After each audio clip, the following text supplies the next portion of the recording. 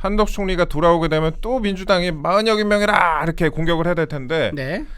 그렇게 뭐 40여 재판관에 집중하는 걸 두고 많은 국민들이 궁금해합니다. 대체 40여건 어떤 사람인가? 네. 이게 저희가 예전에 한번 저희 방송에 김금혁 보좌관이 나왔고 그런 네. 얘기 한 적이 있어요. 지성호 전 의원 관련해서 검찰이 500만 원을 구형을 했는데 40여 재판관 후보자가 네. 2천만 원을 선고했다. 서부지법에서. 예, 네. 이 얘기 좀 해주세요. 예, 이게 이제 말도 안 되는 얘기인데 지성호 의원이 그 북한에 인신매매된 탈북자 여성들하고 아이들을 구출해내기 위해서 네. 기부금을 좀 모았던 적이 있습니다. 네. 실제로 그 기부금을 전액 다 그 비용으로 썼고요. 예. 근데 기부금품법이라는 게 있어요. 기부금품법에 뭐 1,000만 원 이상 기부금을 받을 때는 소속 그 기관에 신고를 해야 되는데 예. 이게 신고를 하게 되면 본인이 탈북자들을 탈북자를 탈출시키는 그런 루트가 밝혀지지 않겠습니까? 그렇죠. 그래서 신고를 안 하고 진행을 했던 거예요. 그랬는데 이제 검찰이 기부금법 위반이라고 아마 뭐 친북 단체에서 종북 단체에서 고발을 했을 것이고, 그렇겠죠, 예.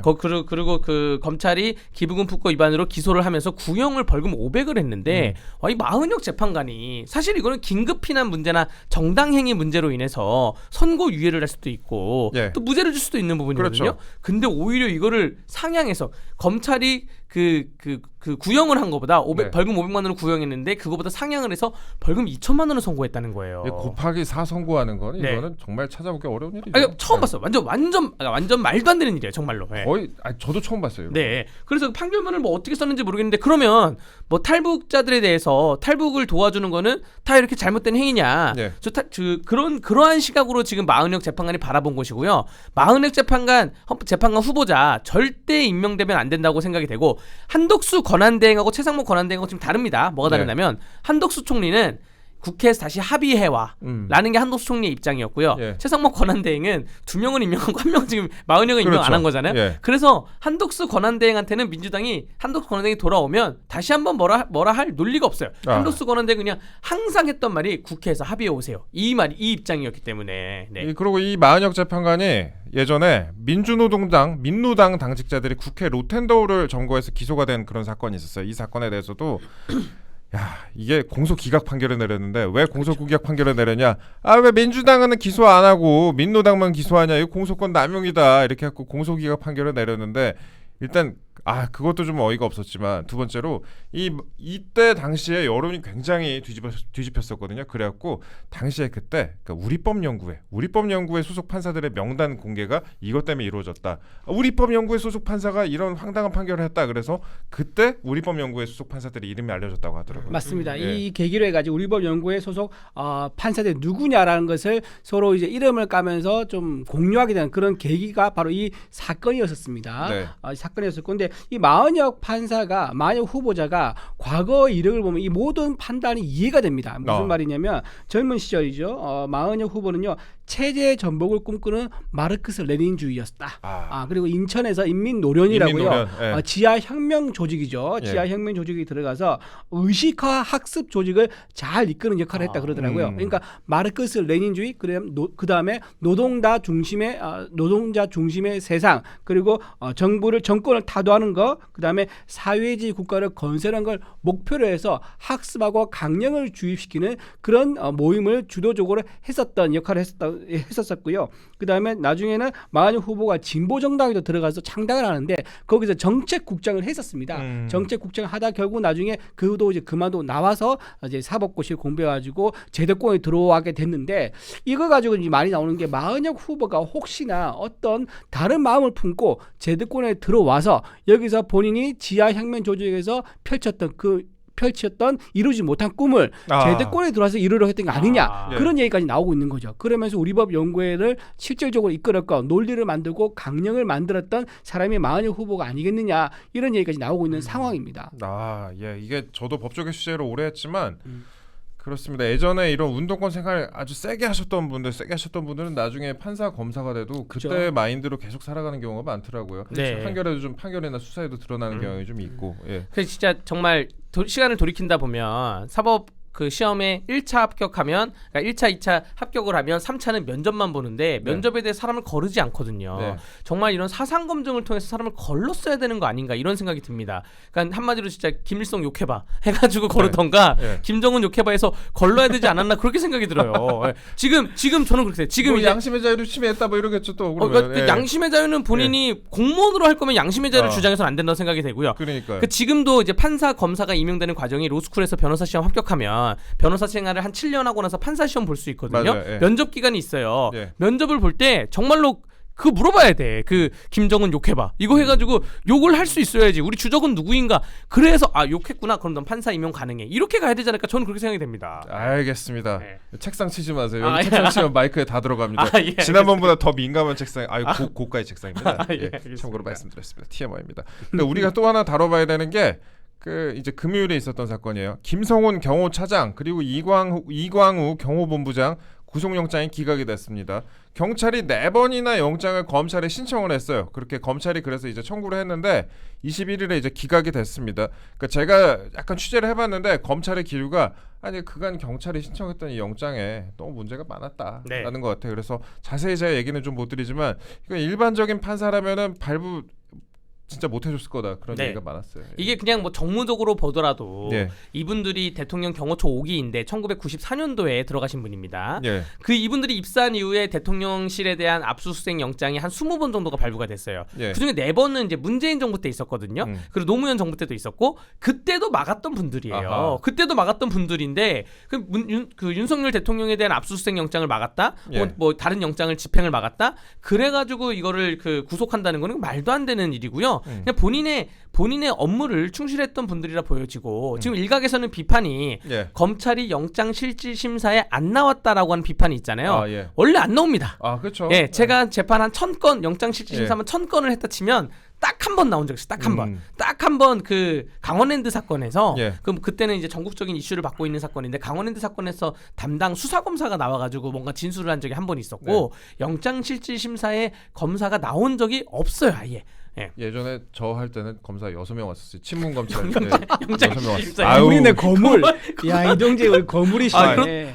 이 거물이 되니까 좀 더 좋아요 한 번씩 여기서 눌러주시고요. 아, 저희 뭐 웃자고 한 얘기고. 근데 이게 오늘 제가 왜 이 말씀을 드리냐면은 이 김성훈 경호차장 얘기를 왜 드리냐면은 이게 왜 중요하냐면 영장 기각하면서 혐의 소명이 부족하다, 혐의에 대해서 다툴 부분이 있다라고 이제 얘기를 했는데 이게 지기현 판사뿐만 아니라 서부지법 영장 판사도 이렇게 말을 했단 말이에요. 그러면 공수처의 수사나 이 체포 과정에 문제가 있다는 판단이 나온 것으로 해석할 수도 있는 대목 같습니다. 그렇죠. 그리고 또 과거에 서부지검에서도 예. 경찰이 영장 청구할 때 기각한 적이 있어요. 아, 그렇죠. 서부지검. 근데 똑같은 얘기를 한 거예요. 예. 법리적으로 다툴 여지가 있다. 그리고 증거 인멸 우려가 없다라고 하면서 서부지검, 서부지법까지 똑같은 판단을 해왔었다. 그럼에도 불구하고 4번씩이나 영장 청구한 의미는 뭐냐? 예. 그럼 보복 아니겠느냐? 보복이라는 의미인 거고 또 하나 지금 사실 그 경호처장이 나가면서 차장이 돼가고 있지 않습니까? 예. 그 사실 지금 현재 경호처에서 1, 2위란 말이에요. 지금 예. 이 두 분이 김성훈 경호차장, 이광훈 경호본부장이 1, 2위 자리를 쏟아내려는 게 뭐냐? 대통령에 대한 어떤 그 구속 취소에 대한 보복으로 영장을 친 게 아니겠느냐 이런 의미까지 나오고 있는 거고요. 이건 굉장히 위험하죠. 왜냐하면 대통령 경호가 지금 어떻습니까? 관저에 있는 상황이라 그러면 그리고 국민적으로 반대 찬성이 있기 때문에 오히려 어떤 경호를 강화시켜야 되는데 경호 공백을 경호 공백을 만들려는 그런 이제 의도가 있는 게 아니냐라고 의심을 받고 있는 상황이라서 이거는 굉장히 사적 보복, 오히려 공권력을 이용한 사적 보복으로 보인다는 면에서 굉장히 이건 잘못된 무리한 영장 청구였다 말씀을 드립니다. 요걸로 통해서 민주당이 어떠한 이득을 보려고 했냐면 예. 예전에 더불어민주당 이상식 의원이 예. 본인의 SNS에 내가 경찰하고 지금 우리 민주당하고 연결을 하느라고 바쁘다. 아, 맞아. 뭐 이런 얘기가 있었잖아요. 둘이 나고 있다. 네, 그게 여기까지 연장선상이 된 게 경찰이 영장 신청을 4번이나 했어요. 예, 예. 영장을 경찰이 검찰에 신청하고 검찰이 계속 이거 안 돼 하니까 영장 신청을 4번 해서 재판까지 왔죠.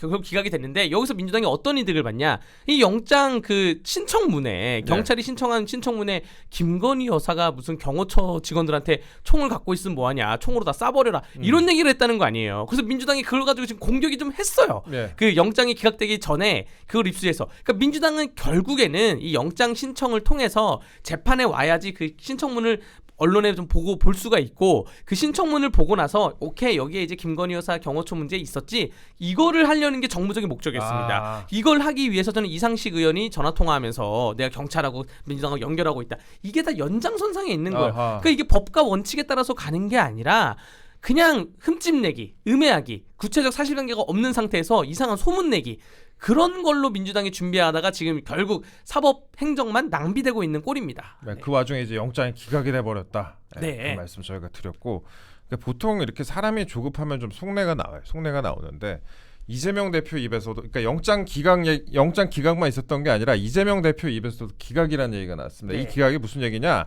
이재명 대표가 직접 윤석열 대통령에 대해서 탄핵 기각 발언을 했어요. 본인도 엄청 의식하고 있는 그런 수준이 된 거 아니냐 그런 분석이 나오는데 그러니까 뭐라고 얘기를 했냐면요. 이재명 대표가 22일 그제 전남 담양을 찾았습니다. 여기서 이제 보궐선거하잖아요. 근데 윤석열 대통령 탄핵이 기각돼 되돌아온다면 나라가 무법천지가 되고 망할 것이라고 했습니다. 그러니까 기각돼 if잖아요. 기각을 이제 본인이 말한 것 자체가 초반에 일방적인 헌재의 기류가 아니라는 걸 스스로 인증한 거 아니냐. 그래서 이런 발언을 한 거 아니냐. 그런 관측이 나와요. 그렇죠. 기류가 크게 세 가지로 바뀝니다. 맨 처음에 인용을 전제로 해서 뭐라고 하겠냐면 민주당에서는 선고를 독촉했습니다. 헌재에서 빨리 선고해라. 근데 지금은 어떻게 얘기하냐?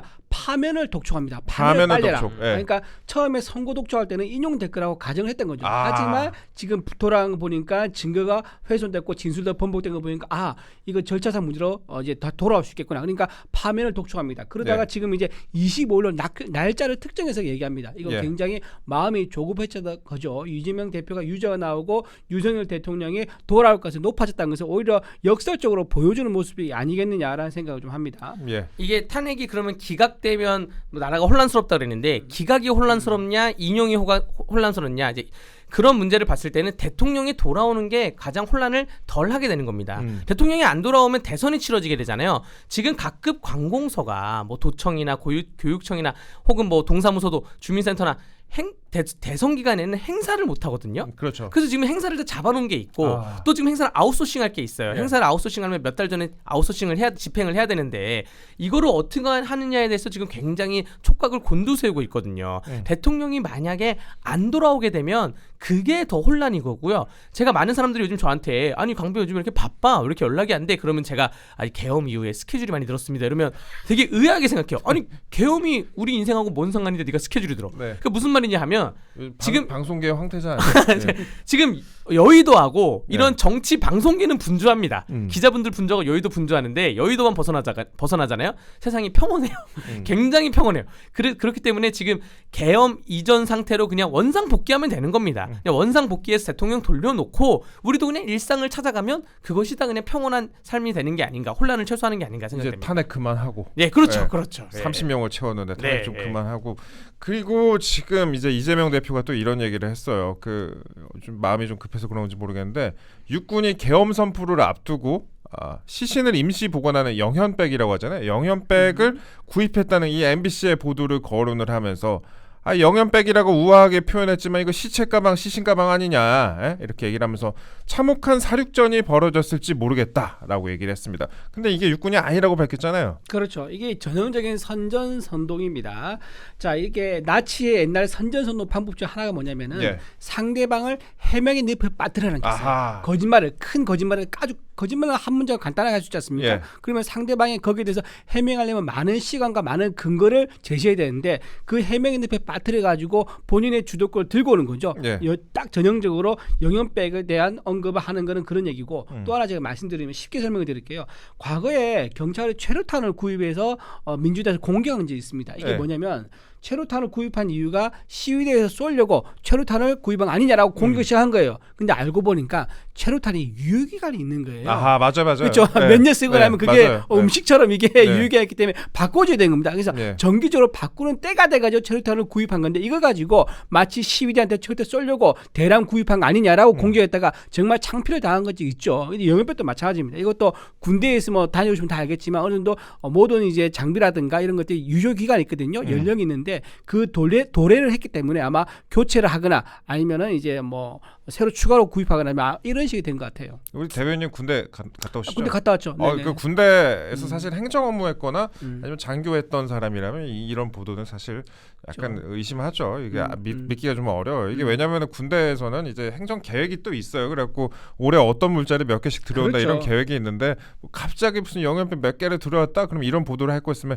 그 전에는 몇 개를 들어왔는지 그걸 체크를 해봤어야 되는 건데. 보통 영입병 예. 그 교차잖아요. 이런 예. 영입병 말고 다른 것도 교차잖아요. 그러면 그 다른 거 어디 간 줄 아세요? 어디로? 전부 다 후진국으로 수출합니다. 아, 그 기증을 하든지 예. 수출을 해요. 저가에 아. 수출하고 우리는 새 걸로 바꿔요. 예. 그런 식으로 보통 많이 하거든요. 예. 이제 그거의 일환일 가능성이 대단히 높다 이런 말씀드립니다. 역시 20년 보좌관 짬바가 느껴지는 예. 것 같습니다. 아유, 스튜디오 이사 축하한다고 말씀하셨어요. 오, 어유 감사합니다. 고맙습니다. 그리고 저희가 이제 아까 최상목 대행 얘기가 나왔으니까 네네. 최상목 대행 얘기 좀 해볼게요. 이제 네.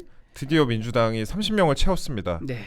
야, 이게 이렇게 또 30명을 채우네. 이게- 예전에 전 기억나요. 그 박찬대 원내대표가 그랬나요? 이렇게 네.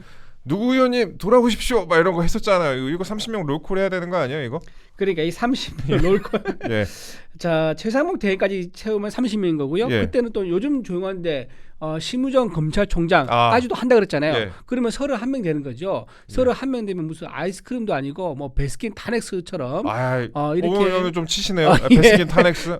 베스킨 타넥처럼 탄핵에 중독된 것처럼 아이스크림에 중독된 것처럼 하는 거는 굉장히 좀 국민들 보기에는 오히려 탄핵의 어떤 그 부당성만 더 부각시켜 줄 뿐이다라고 말씀을 좀 드리고 싶습니다.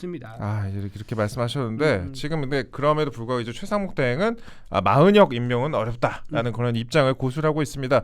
저희 이제 주말에 이철우 경북지사가 방송 한번 나오셨고 그때 이제 하신 말씀이 이제 최상목 대행을 만났다. 최상목 대행을 그 아펙 관련된 이제 준비 행사에서 만났는데 사람이 상당히 강해져 있더라.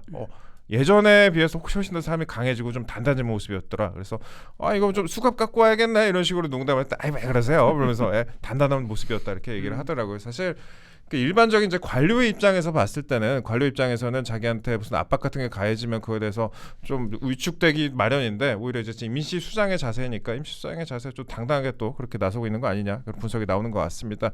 그리고 최상목 대행에 대한 탄핵안 발의 후에 이게 몇 시간 안에 처리를 해야 되는지 그리고 민주당이 과연 이 부분에 대해서 진짜 표결로 이 최상목 대행에 대한 이 탄핵안을 갖고 올 것인지 이 부분에도 좀 관심이 쏠려요. 근데 이게 발의되고 나서가 아니고요. 그러니까 예. 첫 본회의, 그러니까 발의하고 나서 도래하는 첫 본회의에서 보고되고 나서 24시간에서 72시간 사이에 이거를 처리해야 됩니다. 네. 따라서 지금 예정된 본회의 일정은 27일이거든요. 네. 27일에 만약에 본회의에서 최상목 탄핵안이 발의가 됐다, 보고가 됐다라고 하면 28일과 30일 사이에 예. 이거를 처리를 해야 됩니다. 그리고 28일과 30일 사이에 주말이 껴 있는 걸로 알고 있는데요. 주말도 관계 없습니다. 여야가 합의라면은 본회의를 열 수가 있어요. 네. 하지만 사실상 이게 의미가 없는 거죠. 왜냐하면 한덕수 대행이 복귀를 하지 않습니까? 오늘 결정 날 건데 복귀를 하면 최상목 대행을 탄핵시키는 게 실익이 없습니다.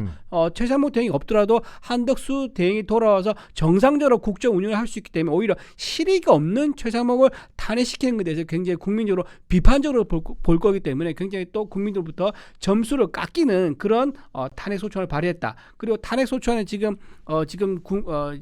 이재명 대표가 이끄는 2년 6개월 동안 총 몇 개가 발의됐죠? 29개가 발의됐지 9개지 예. 않습니까? 근데 우리나라 정부가 1948년 수립됐는데요. 예. 그 이후에 75년간 총 발의된 탄핵 소추안이 21건에 불과합니다. 예. 75년 동안 21건인데 이재명 대표가 이끄는 2년 반 동안 29건이니까 이재명 대표가 전 세계적으로도 유례가 없는 탄핵안 남발의 역사를 한번 만들었다. 흑역사를 만들었다.